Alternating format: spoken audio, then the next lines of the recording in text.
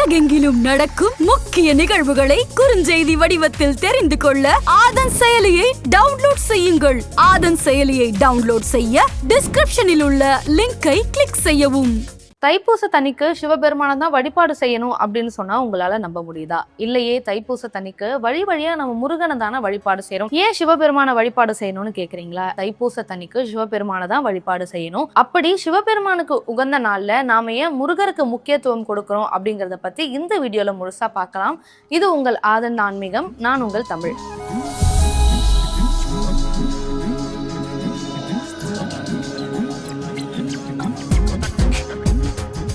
தைப்பூச தண்ணிக்கு காவடி எடுக்கிறதுக்கு பின்னாடி பல அறிவியலும் தத்துவமும் இருக்கு.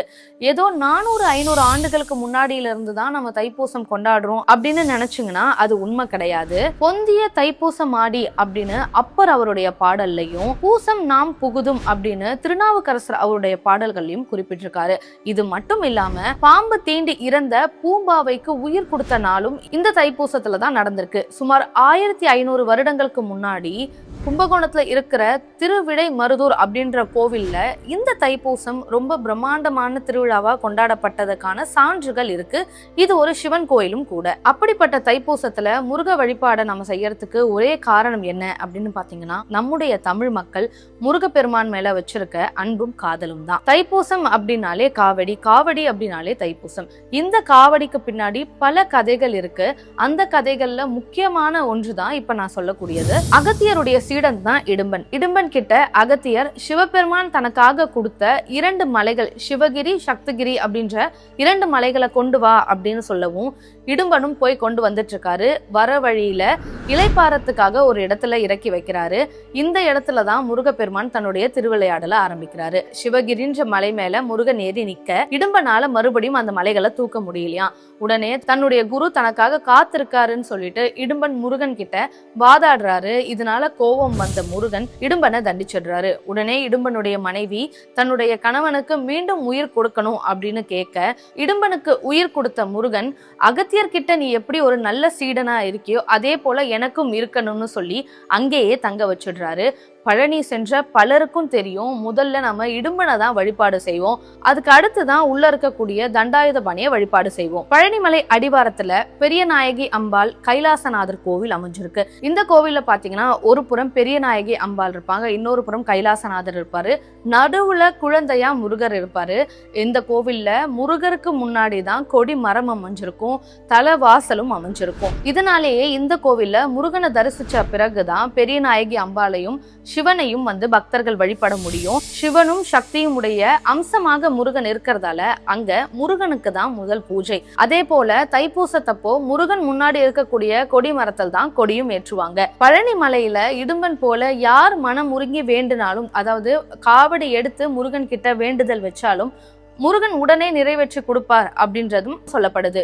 இந்த புராண கதை ஒரு புறம் இருக்க, இன்னொரு புறம் என்ன சொல்றாங்க அப்படின்னு பாத்தீங்கன்னா, தை மாதம் அப்படின்னாலே அது அறுவடைக்கான காலம். மலை மேல இருக்கக்கூடிய முருகனுக்கு அறுவடை செஞ்ச முதல் நெல்லை விவசாயிகள் கொண்டு போறதுக்கான ஒரு விழாவாதான் இந்த தைப்பூசம் இருக்கு அப்படின்னு சொல்றாங்க. காவு கூட்டல் தடி, இதுதான் காவடி அப்படின்னு அழைக்கப்படுது. காவுதல் அப்படின்னா தமிழ்ல தூக்குதல் அப்படின்னு பொருள்.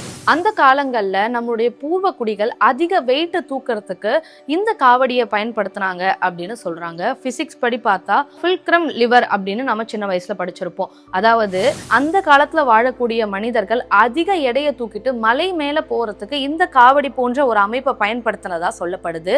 குறிஞ்சி அப்படின்னாலே மலைதான். மலை மேல இருக்கக்கூடிய முருகனை வழிபாடு செய்யறதுக்காக அந்த காலத்துல இந்த காவடி அப்படின்ற ஒரு முறை பயன்பட்டதாகவும், இந்த காவடியே பின்னால வழிபாடா மாறுச்சுன்னு சொல்லப்படுது. இது மட்டும் இல்லாம மனித வாழ்க்கை அப்படின்றது இன்பமும் துன்பமும் சரிவர இருக்கும். இத காவடி போல நம்ம கொண்டு போகணும் அப்படின்னு ஒரு விளக்கமா சில நூல்கள்ல குறிப்பும் இருக்கு. இவ்வளவு நேரம் நம்ம பார்த்தது எல்லாமே முருக வழிபாடு தான். ஆனா இந்த முருக வழிபாடு எப்படி பல வெளிநாடுகள்ல கொண்டாடப்படுது அப்படின்னு நீங்க பாத்தீங்கன்னா, இங்க இருக்கக்கூடிய தமிழ் மக்கள் வெளியூர்களுக்கும் வெளிநாடுகளுக்கும் பயணம் செய்யும் பொழுது தங்களுக்கு தேவையான விஷயங்களை கொண்டு போற மாதிரியே அவங்க வாழ்வியல்ல ஒன்றா கலந்த ஒரு விஷயமான முருக வழிபாடையும் கொண்டு போயிருக்காங்க. அப்படிதான் இன்னைக்கும் பல நாடுகள்ல இந்த தைப்பூசம் ரொம்ப பிரம்மாண்டமா கொண்டாடப்படுது. அதுல ஒரு சில நாடுகள் அப்படின்னு பார்த்தோம்னா மலேசியா, சிங்கப்பூர், இலங்கை, அமெரிக்கா, ஏன் ஆப்பிரிக்கால கூட முருகருடைய வழிபாடு இன்னைக்கும் இருக்கு அப்படின்னு சொல்றாங்க. இந்துக்களுடைய முக்கியமான புராணம் அப்படின்னு பாத்தீங்கன்னா அது ஸ்கந்த புராணம். அந்த ஸ்கந்த புராணத்துல இந்த தைப்பூசம் என்னவா சொல்லப்படுது அப்படின்னு பாத்தீங்கன்னா, முருகன் மயில் மேல ஏறி தன்னுடைய பக்தர்களுக்கு காட்சி கொடுக்கும் நாள் அப்படின்னு சொல்லப்படுது. இதனாலேயே ஆண்டுக்கு ஒரு முறை வரக்கூடிய இந்த தைப்பூச நன்னாள்ல பக்தர்கள் அனைவரும் மார்கழி மாசத்துல துளசி மாலை அணிவிச்சு விரத முறைகளை கடைபிடிச்சு 48 நாள் விரதம் இருந்து பழனி மலைக்கு பாத யாத்திரையா சென்று விரதத்தை முடிப்பாங்க. இப்படி நாம வழிபாடு செய்யறது மூலயமா ரொம்ப சுலபமா நம்ம முருகனை அடையலாம் அப்படின்னும் சொல்லப்படுது.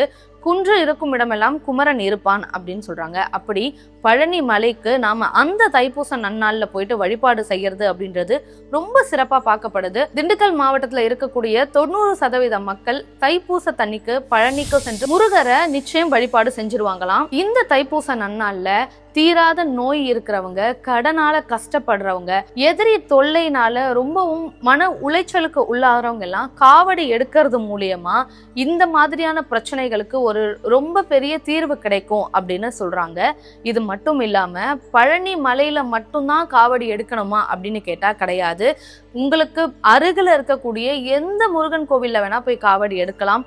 தைப்பூச தனிக்கு முருகனை வழிபாடும் செய்யலாம். இப்படி வழிபாடு செஞ்சு முருகனுடைய அருள் பெற்று எல்லா நலங்களையும் வளங்களையும் பெறணும் அப்படின்னு சொல்லிட்டு ஆதன் ஆன்மீகம் மூலமா கேட்டுக்கிறோம். நன்றி.